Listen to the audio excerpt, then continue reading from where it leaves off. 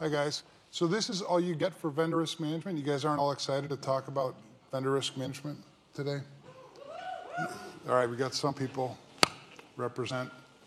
All right, so yeah, I want to talk to you about, so vendor risk management is just one of those things that we consistently see as a deficient part of information security programs. So we'll go through how to simplify vendor risk management, and we'll talk about a little bit. I'm not a salesy guy, so I'm not going to get all salesy with you on the tools and the products that we create. I'm going to show you that you can do the same thing yourself if you want to do it manually, but you know, at the end of the day, the more you automate, the more efficiency you get out of your vendor risk management program. So I've got about half an hour. I have a tendency to talk too much. How many people out there, I can sort of see you, how many people have vendor risk management programs today? Show of hands. How many people think it's a pain in the ass? Show of hands. Okay, same hands. I saw some extra hands go up. So people who aren't even doing vendor risk management, who understand that this is kind of a pain in the ass. That's okay. Can I say ass?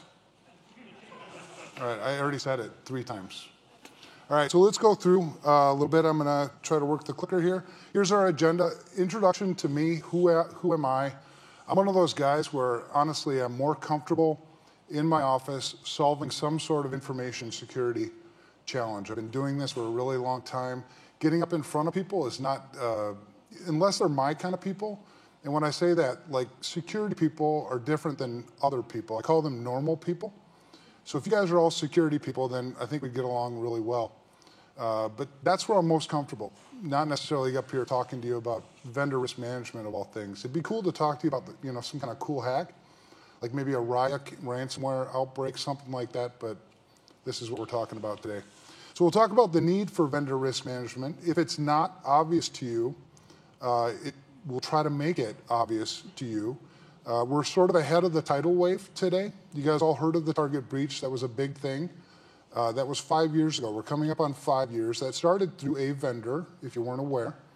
And today, the OCC, the FDIC, the OCR, if you're in a regulated environment, they're really starting to key in more on vendor risk management. So if you don't understand the need today, we'll try to get there in this presentation.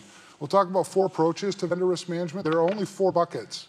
You're either not doing anything today with vendor risk management, you're doing something with vendor risk management, and it really is a pain in the ass. That's one other bucket. The third bucket is you're doing a partial vendor risk management program. You're not covering all the bases of what we would call information security.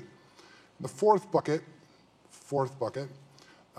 is you're doing actually a good vendor risk management program, and we'll kind of explain what that is, so that if you are doing vendor risk management and you want to know what a good one looks like, we'll show what that looks like. And again, it doesn't have to be our tool, because I'm not salesy. Don't worry about that. Simplify. In information security, complexity is the enemy. I'm a pretty simple guy. I like simple processes. I like 4-step processes versus 30, 40-step processes. We consistently see people overcomplicate their vendor risk management program and really any part of an information security program. We'll cover that. We'll talk about the reason and the purpose and why we really want to standardize our vendor risk management. Standardize gives me defensibility. When I ask most organizations that are doing vendor risk management programs today, I ask them why. Why are you even doing this? Is there a regulator who's telling you you have to do it? Is it just in case something bad happens? There's all sorts of reasons, but that why is really important. Don't over or underestimate the why. Why am I doing vendor risk management in the first place? Most organizations, it's defensibility. What am I going to do if a vendor loses my information or I suffer a breach because of a vendor? What used to be my friends now become sort of my attackers. My customers are upset with me. Opposing counsel might be upset with me. Regulators are upset with me. I have a whole new set of attackers that I need to defend myself against. So it's defensibility is what most people are doing vendor risk management for. And then there's this DIY. I'm a DIY kind of guy, so I get it. If DIY is what you want to do, then do it. I'll show you how to do that. So we'll cover all these things. Introductions, this is me. That's a crappy picture of me. I hate that picture, but marketing keeps it on there. I look better than that, I think. But whatever. It's what that's what I look like. So a little bit about me. I've been in information security for 25 years. Long time. I've seen a lot of things. I actually started as a Cisco engineer back in the early 90s. And we started doing security before we even called it security. Since then, it's been a lot of things. You know, US Bank, Wells Fargo, UHG. Spent a lot of time with legal counsel working on big breaches, the Target breach being one, Blue Cross Blue Shield breach being another. Today I'm working on, right now I'm working on 2 expert witness cases with trade secrets that are allegedly been stolen. Anyway, that's my background, and I think the only reason why you really have this slide here is to try to establish some credibility with you. If you're interested in talking about any of this stuff, I'm a security guy. I'll talk all day about security. They limit me to 30 minutes, though, here. But anyway, if you want to talk about security, come get me. We'll talk about security. So the need for VRM. These are just some scary statistics. There's a lot of scary statistics, in our industry. The biggest one, and the one that sticks out to me the most, is 63% of all breaches, and these are all studies, and the studies are cited at the bottom. They're not studies that I did. I'll just cite them. But one of them is 63% of all breaches come through vendors directly or indirectly. That's a big deal. If I establish an information security program and I have vendors in my environment, and that's not a risk that I'm accounting for, then I really have a big hole in my information security program. It goes back to what our definition is of information security. Anybody got a definition? We should all move up, by the way. Get closer. Intimate-er. That's my word, intimate-er. I want to get intimate-er. But information security, anybody have a definition? You guys security people? You're not my people, are you? I'll tell you what information security is. It's the application of administrative, physical, and technical controls to protect the confidentiality, integrity, and availability of information. So you've all heard about the CIA triad. If you're into information security, you have confidentiality, integrity, and availability. The important part of that definition, though, is administrative, physical, and technical controls. Most people treat information security like it's a technical issue, but the most significant risk is people. Do you agree? So if people are most significant risk, and that's an administrative controls, I can't treat this like it's an IT issue. Right? And that's traditionally what we do with information security. Another thing about information security is it's secure. The meaning of the word secure is relative. There's no such thing as risk elimination. It's about risk management. Right? So I build my information security program based on those types of controls, and I understand what the risks are of those controls, and then I manage that. Right? That's how you build an information security program. In all of that, if vendors are accountable for 60-ish% of all breaches, and I'm not accounting for that in managing my information security risk, I have a big gap, right? And it's getting to the point where it'll be, if it's not already obvious to you, you don't have a choice. You'll have to do vendor risk management at some point, for whatever reason, but it'll happen. So anyway, that's a little bit of background on vendor risk management, if you're excited. So here's the 4 approaches. Most organizations do nothing, or maybe a little bit of dabbling with vendor risk management. And there's a lot of reasons. I think for some people it's complicated. I think for some reasons, I don't like the conflict when I'm dealing with vendors. Sometimes we don't have forethought. Security usually is an afterthought. So I have one organization. I only work with one organization today as an actual consultant. It's a global company. And I just got an email from them yesterday. They have a vendor of theirs. Now, they don't have a vendor risk management program yet, but a vendor of theirs who's from Shanghai. That's where the headquarters is, Shanghai. That's in China, right? That should be one red flag, maybe. And this organization, this consulting company needs an admin account. And they need an admin account as a service account in order for their software to work in the environment. And so my reply back was, we'll really need to follow our vendor risk management process that we're starting to implement here. They don't have time. It needs to be implemented by Friday, right? That's another thing that's one of the reasons why people don't have vendor risk management programs, is I think of it as an afterthought. Instead of partnering with the business in building a vendor risk management program, it's a security thing. And business really isn't bought in on that. So there's a lot of reasons why companies don't have a vendor risk management program, but this is one. And like I said, most organizations have no vendor risk management program at all. The second type, or the second bucket, assuming I can do the clicker, is the painful approach. For those of you who think vendor risk management is a pain in the ass, you're probably doing something like this. If you know of the vendors, if somebody's made you aware of the vendor, you may be sending questionnaires. You might send a SIG questionnaire. You might ask them, do you have a SOC 2? You might ask them, do you have an ISO certification? What are you doing around information security? Whatever the heck you're doing, you have to manage that process manually. Most organizations are in this bucket are using spreadsheets. They're following up with vendors manually. Vendors are reluctant to answer your spreadsheets, so then you have to have this kind of contention back and forth, but it's a painful process. And once you get through the process with one vendor, the next year it's time to do it again. Or how do you account for if the vendor relationship has changed over time? They might have been a low-risk vendor before, but now all of a sudden we're sharing confidential information with them, and now they're a high-risk vendor. How do you handle that? In a manual process, that gets really painful. The best organization I've seen in terms of how many vendors they can process, and I'll tell you what the process is here in a little bit. The most vendors you can process with a person in a painful approach is 80 vendors per year. That's the average, or that's the best. The average is more like 40. So we'll get through that. Anyway, painful approach, the partial approach. There's a lot of easy buttons in our industry. We live in an easy button, shortcut kind of world today, and security is no exception. So we're looking for easy buttons. What's one way that I can make this pain go away from me and make it go away quickly and still be able to check the box, assuming that that's how you build your security program, as a check the box kind of mentality.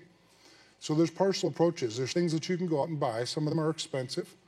BitSight being one, Risk Recon maybe being another, security scorecard. They're excellent products for a part of information security. If you go back to our definition of information security, administrative, physical, and technical controls, these specialize in technical controls. Yet, the most significant risk is people, still, right? So this is a partial approach, and this is another one of the 4 buckets that people fit in. Then there's the good approach. Now, the good approach is it accounts for our definition of what information security is. It's simplified, so there are no processes that don't need to be repeated that are repeated. Right? It's simplified, it's standardized, it's the same process every single time. That makes you defensible, as long as you don't deviate from the standardization. Where you do deviate, we do things like waivers. Right? We issue some kind of documentation on why it is that we're deviating from our standard process. That's a good characteristic, or that's a characteristic of a good vendor risk management program. The third is that it's defensible. We didn't cut any corners. We didn't take any shortcuts. It really is based on our definition of information security, and it's logical. I can defend it. So if something happens, which it will, right? We can't do risk elimination. And if we know 63% of our breaches are coming through vendors, we know it's only a matter of time before it happens. Do you guys agree with that? I mean, it just is. I mean, that's what math tells you. And you can't argue really with math unless you don't understand math, I guess. So it's going to happen. Then what am I going to do when it happens? What do I have to defend myself when I get sued? I mean, we're in a very litigious society as well, so what am I going to have in place to defend myself? Being able to defend a system, a standardized process that doesn't cut corners is going to be very important for you in any vendor risk management program. Otherwise, you're sort of wasting your time. If you're just doing spreadsheets and there's all sorts of gaps in how you're doing your vendor risk management program, you're eroding away at your defensibility. Words like I think, I assume, those are not defensible words, right? So one of the first questions I ask vendors or ask companies sometimes after the why is how many vendors do you have? I can't protect the things I don't know I have, right? Inventory is very important.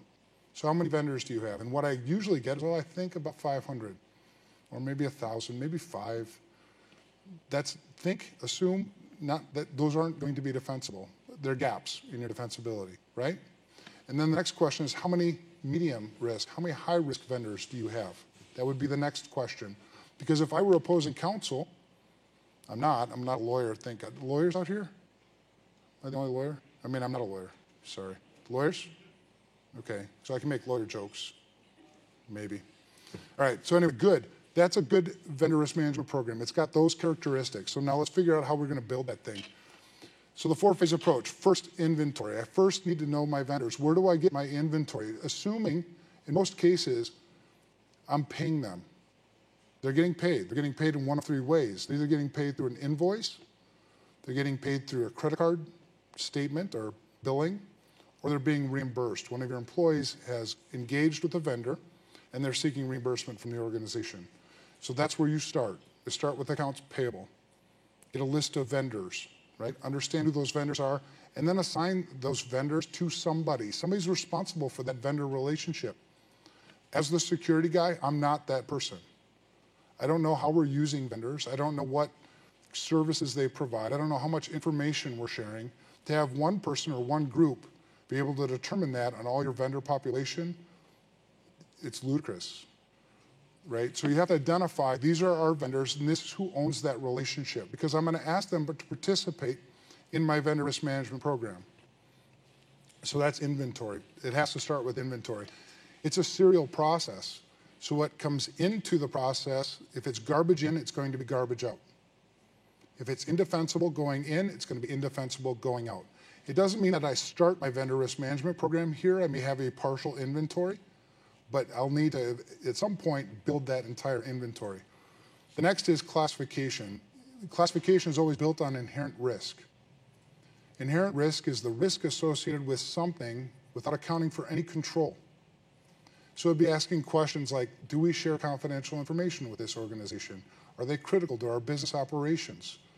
What kind of access do we allow this vendor? Logical, physical, both? Those are inherent risk type questions. And typically the number of questions that happen here are 5 to 10 questions. You want to keep it to less than 5, well, 10. Keep it to less than 10, and maybe somewhere more than 5. But these are questions that anybody, any vendor relationship owner should be able to answer. They're simple questions. You don't have to be an information security expert to answer these 5 questions. And if you don't know the answer to these 5 questions, go ask your vendor, because you have the relationship. That's the classification. And that's going to put you into one of 3 buckets, typically. It's going to put you into a high-risk bucket, a medium-risk bucket, or a low-risk bucket. The low-risk vendors, they're done. Your due diligence is completed. In most cases, 80% of vendors will filter out at this point in the process. But I'm still completely defensible because I accounted for them up front, and I've made the decision based on business rules that these are low-risk vendors, right? That's simple. I like simple, like I said. The next step in the process, the third step in the process, is assessment. What I'm assessing here is residual risk. So I already knew inherent risk. Now residual risk is going to take into account, all we're going to do is take your inherent risk and apply your controls, right? And I'm not going to go into a huge definition on how risk all works. We can do that later, maybe after, if you want, but I'll spare you now. But this is going to set some level of risk for this vendor. Now I know the inherent risk, I know what risk is left over. Now I can make risk decisions, which is the fourth part of the process. Now we like standardized, I like objective, because that's completely defensible, so I like to score everything. I want everything scored. I don't want just questionnaires. I can't process a questionnaire without applying scoring to it, right? So at this assessment phase, apply a score. What we do at, with Security Studio and with VendDefense is we use a score 300 to 850 because people understand what that means typically, because they all have personal credit scores, right? So if I set a threshold of 660, any vendor who's below 660 requires remediation.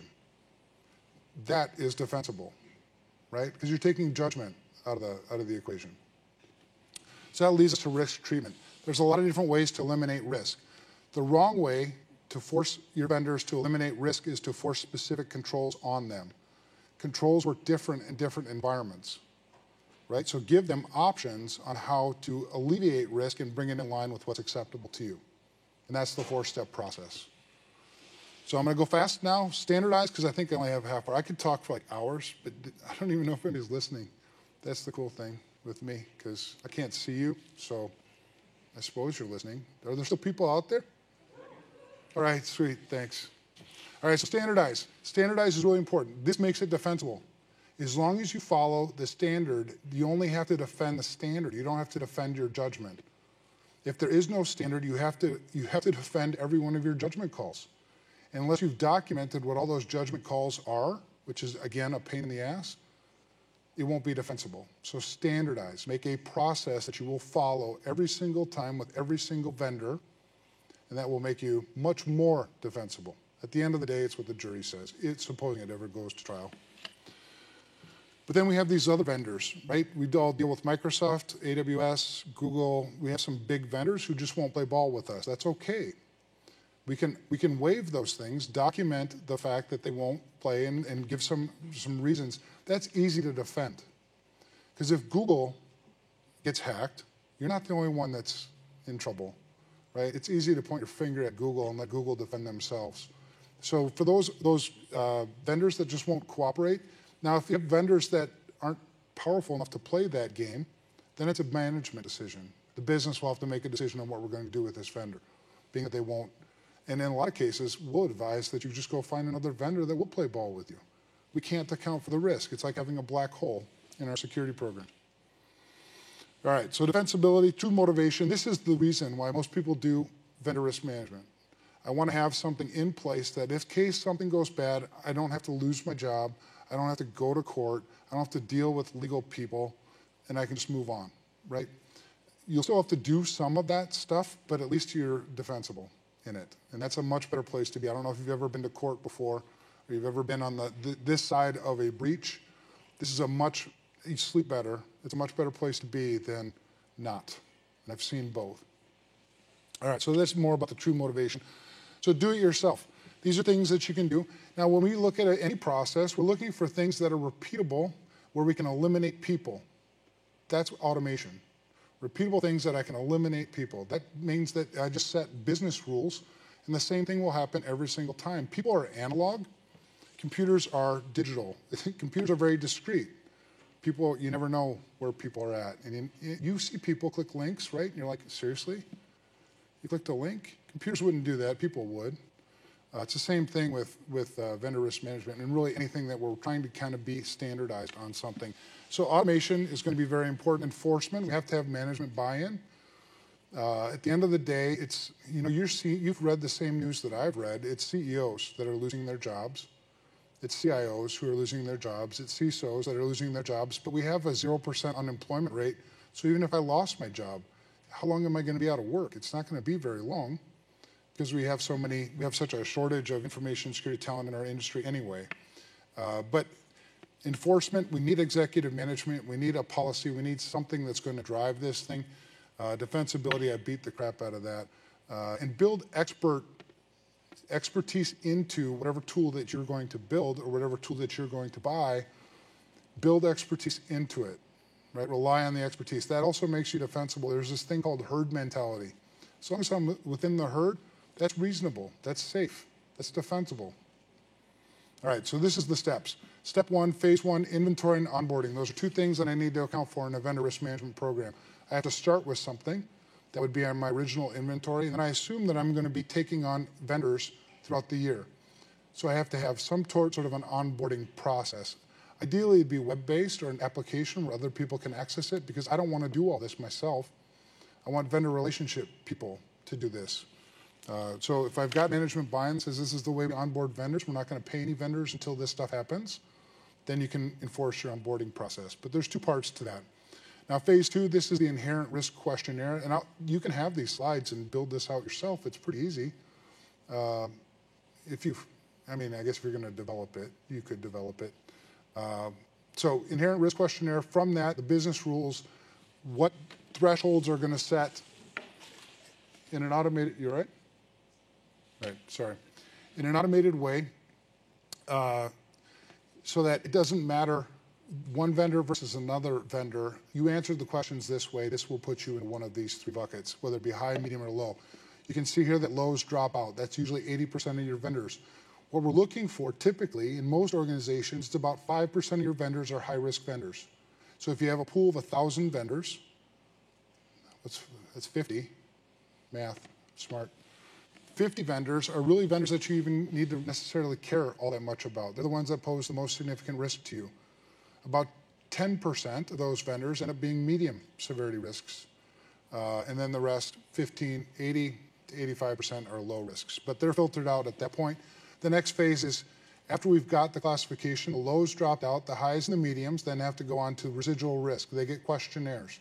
They get something that we can quantify what the risks are. So we assume that the questions that we ask aren't just questions for the sake of asking questions, they're actually questions that are based on risk. This is going to give me some indication of a risk. So we don't waste your time. We don't want to know a bunch of things about things that don't matter. But out of this, which, that's what the vendor questionnaire, part is. So in our process, we actually have this thing called the FISA score. We use FISA scores because it's an easy way to calculate information security risk. Actually easy for you, not necessarily so easy for the math. But it's credible, and it's something that I can communicate risk between two organizations. So if you have a population that has an actual FISA score, then the next question is this FISA score acceptable or not? Does it meet an acceptable threshold? If we score something on 300, 850, does it meet our threshold? If it does, then maybe we're done. That's it. So we're realizing efficiencies here, efficiencies that we didn't have any other way other than having some centralized method of measuring information security risk. That's one way. Now let's assume that you don't have a FISA score. Most organizations don't. There's about 1,000 or so today that do. But you don't have a FISA score, or the FISA score you have is not acceptable. It's too low. Well, you're going to need to do some more work. So we're going to send you a questionnaire. The questionnaire is going to be the same thing as the FISA score, but now we're getting inputs into specifics into your information security program. After that, vendors lie. You know that, right? Vendors lie to you. They'll answer yes to something that's not really yes. They'll answer no to things that aren't really no. So you need to have, within the logic of our program, and you'd want to build it in your own, is if you answer yes to this and you answer no to this, there's an indicator that maybe there's something that's amiss, right? So we intentionally put those kinds of things into questionnaires, because what that does is it sends up a red flag that maybe I want to ask for validation on that one point. Maybe I want to see a copy of your policy. I want to see a screenshot. I want to see something. In some cases, you'll send somebody out. If this is an impactful enough vendor for you, it may be worth spending $3,000, $5,000, $10,000 to go out and actually send somebody to do an assessment in person so that you can't really lie as easily. All right, so phase 4, risk. So now I've done the assessments. Now in phase 4, is it acceptable or not? If it's acceptable, we're done. Cycle it for next year. If it's not acceptable, then we need some remediation. How do I do easy remediation? Easy remediation, these are the things that we're going to request that you do, give you different options, and then remediate. But track it. Have a program track it. There's no reason to have a human being be tracking remediation items. That's painful. And a lot of the painful parts, we're trying to eliminate with this. At the end of the day, you get to acceptable, it cycles back. Next year, we ask the vendor manager again, you're still using this vendor for this stuff and that stuff and nothing else? Oh no, actually now they're doing this for us too. Okay, we need to account for that. They need to cycle back through the program again. And all that stuff, the stuff that you see in this is all automated. And if you have any, you can either buy a product, there are other products, there's Vendefense, or you could build a product or build the process yourself. Anyway, questions? Anybody with your pain? Yeah, there's a question. I think I can see you. So acknowledging that vendor management is a pain in the ass. Yeah. At what point do you say, okay, say you're looking at a tool to do X, Y, Z, you look at 3 to 5 vendors. When do you vendor manage them? All 5, or the one you pick? Where do you recommend you start that process? Okay, so you have 3 to 5 vendors. There's 3 to 5 tools you're looking at. Okay. 5 vendors providing this particular tool. Got it. Do you vendor manage all 3 to 5 of them, or do you just vendor manage one? The one you pick. Simplify. Yeah, so you have 3 to 5 tools that you're evaluating as potential solutions to your vendor risk management program. And the question is, do you evaluate all 5 or evaluate just one? Is that what it was? No, so let's say you're looking at a SIM tool, for example. Okay, yeah. And you look at 3 to 5 vendors that provide a SIM tool. Do you vendor manage, vet all 3 to 5 of those out as you're going through the process? No. Just the one you pick, typically. Yep, the one you signed the contract with. Because I assume that when I'm testing them out, hopefully I'm not testing them out in a production environment. But if you are testing them out in a production environment, there's nothing wrong with running them through the vendor risk management program. You might even want to make that part of your buying decision, right? So I think there's a case to be made either way. In terms of defensibility, you would only need to really account for the one that you chose. But, I would like to know, if I was evaluating 5 different vendors, which ones are going to play ball with me and have this relationship. So I think you could go either way. Any other questions, comments, concerns? We have another thing that we do in our industry, by the way, a lot, is we say a lot of stuff, but then we don't do a lot of stuff. You guys notice that? Just me? Might be just me. Because one of the things I've noticed, because I've given talks about more exciting things probably than vendor risk management, and what I usually get is I get a lot of head nodding. People agree with what it is that you're saying, but then when you have a one-on-one conversation with them, you find out that they're not doing any of the things that they agreed with. Do you guys find that? It might just be me. Because asset management is one of those things that, when you talk about the foundation of a security program, asset management is really, really important. Would you agree? Like, I can't protect what I don't know I have. That's logical, isn't it? Same thing applies with vendors. It applies with anything, actually. Anything that I'm really trying to protect, I have to be able to account for that. Yet when you look at asset management programs and vendor risk management programs, people will nod their heads, yeah, I get it. That's important. So then why does your asset management program suck? Same thing with vendor risk. I don't know if I'm allowed to say suck, and I don't know, hopefully I didn't offend anybody either. But it's time to get this right. It really is. Whether you use a tool, whether you do it manually, vendor risk is a pretty significant part of your information security program, and in most cases it's deficient. So hopefully you learn some things. I'm always available to help. I do a lot of, that's why they don't let me negotiate price anymore, you guys, because I give away a lot of stuff. But I really do want to help. So if there's a part of your vendor risk management program that you're struggling with, let me know. And it's certainly, this was going to be one of my jokes too, sort of. We don't work like lawyers. So if you call me and you ask for, you have a question, I'm not going to send you a bill for it. Right? I really am looking to kind of reach out and help people solve some of these problems.